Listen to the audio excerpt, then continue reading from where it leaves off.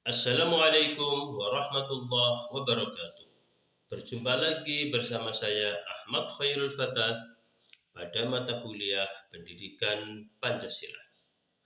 Pada pertemuan keempat kali ini, kita akan membicarakan tentang sejarah Pancasila. Bagaimana kita melihat Pancasila dalam perspektif kesejarahan.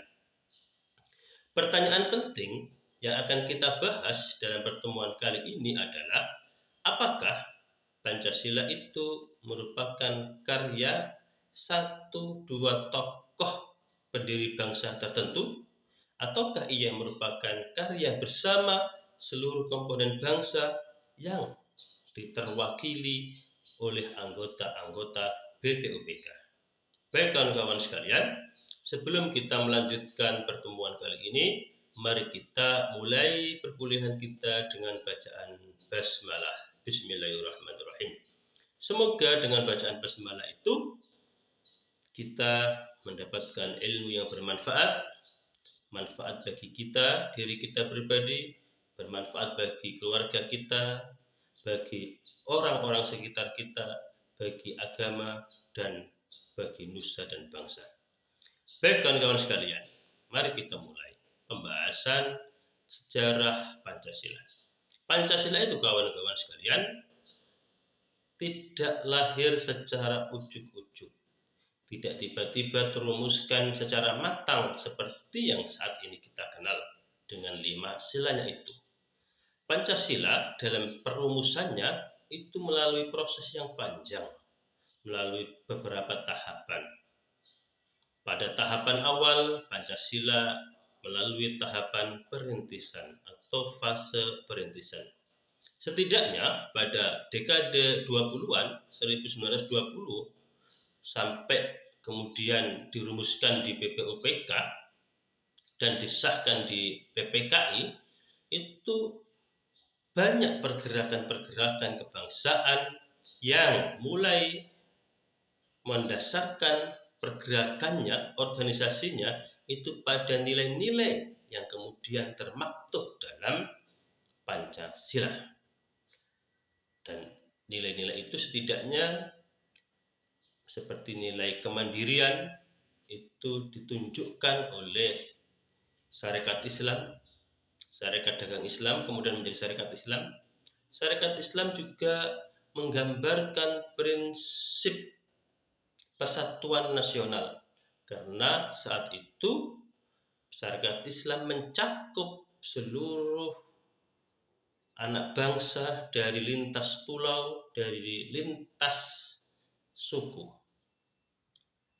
Ya, Syarikat Islam. Ada juga prinsip-prinsip yang lain. Yang di kemudian hari ada pergerakan yang kita kenal sebagai Perhimpunan Indonesia. Perhimpunan Indonesia ini mendasarkan pergerakannya pada 4 prinsip. Yang pertama, persatuan nasional. Yang kedua, solidaritas. Yang ketiga, non-kooperasi. Dan yang keempat, kemandirian. Pada dekade 20 dan 30, itu oleh Taufik Abdullah, salah seorang sejarawan terkenal kita, beliau menyebut dekade 20 dan 30 merupakan dekade ideologi, abad ideologi, dekade ideologi. Kenapa beliau menyebut seperti itu? Karena di dekade itu, pada dekade 20-an dan 30-an, banyak pergerakan-pergerakan kebangsaan dengan ideologi yang berbeda-beda menawarkan ideologi dan gagasan-gagasannya ke seluruh rakyat Indonesia. Di situ terjadilah pergesekan, terjadilah perdebatan-perdebatan antar ideologi. Tetapi di balik perdebatan dan pergesekan itulah kemudian ide tentang Indonesia, tentang Pancasila pelan-pelan mulai mengental, mulai menunjukkan bentuknya.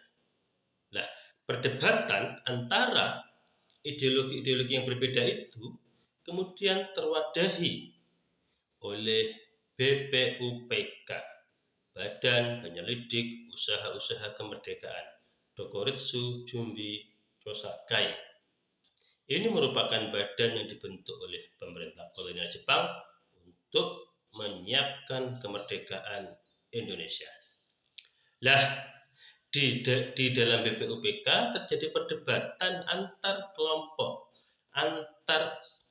pergerakan yang itu kemudian berpusat pada isu tentang bentuk negara dan dasar negara. Sebagian kelompok yang kita kenal dengan kelompok Islam menghendaki dasar negara Islam, sementara kelompok yang lain tidak menghendaki dasar negara pada satu agama tertentu. Nah, perdebatan antara kedua kelompok inilah yang kemudian melahirkan kesepakatan bersama, gentleman agreement, yang kita kenal sebagai Piagam Jakarta 22 Juni 1945.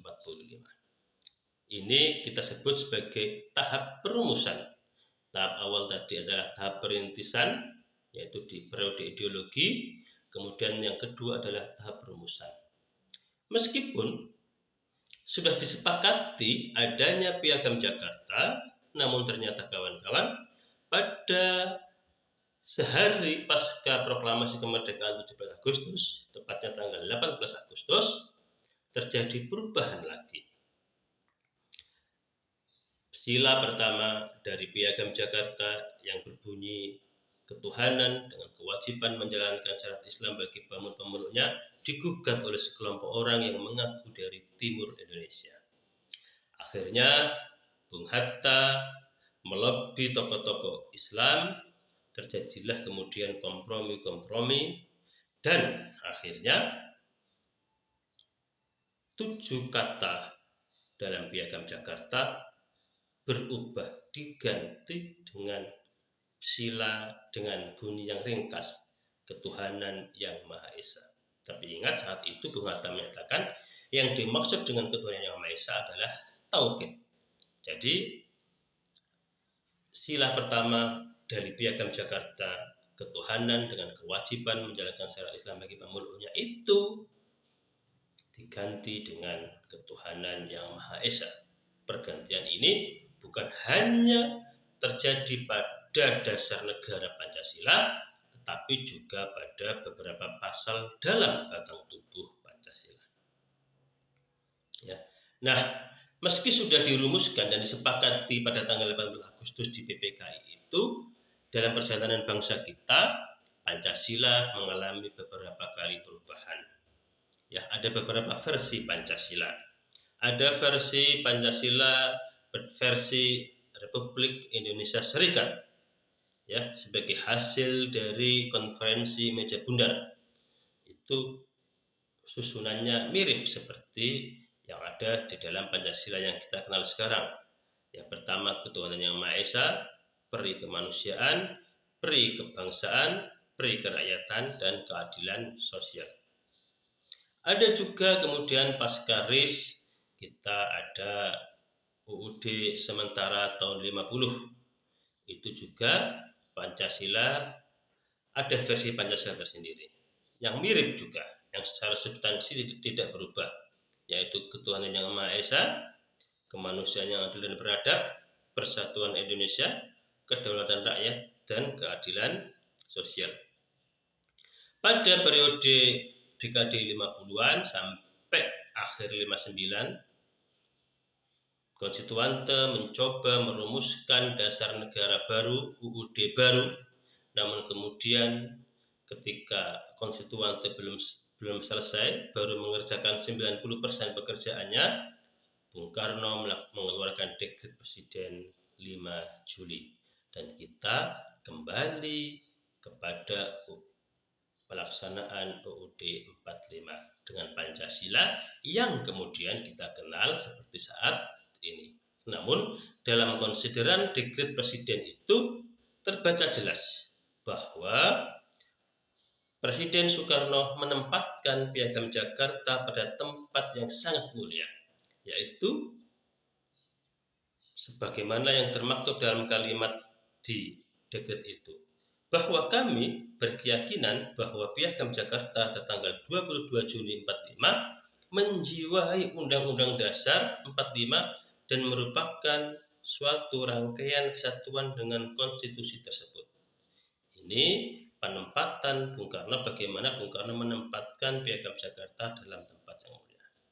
Dan dengan dekret inilah yang kemudian disepakati oleh DPR RI saat itu, maka kita sudah secara paten menggunakan Pancasila yang kita kenal sekarang ini. Itu kan kawan sekalian, sekilas dari saya tentang sejarah perumusan Pancasila. Silakan dipelajari dan dibaca buku-buku yang lainnya. Terima kasih. Assalamualaikum warahmatullahi wabarakatuh.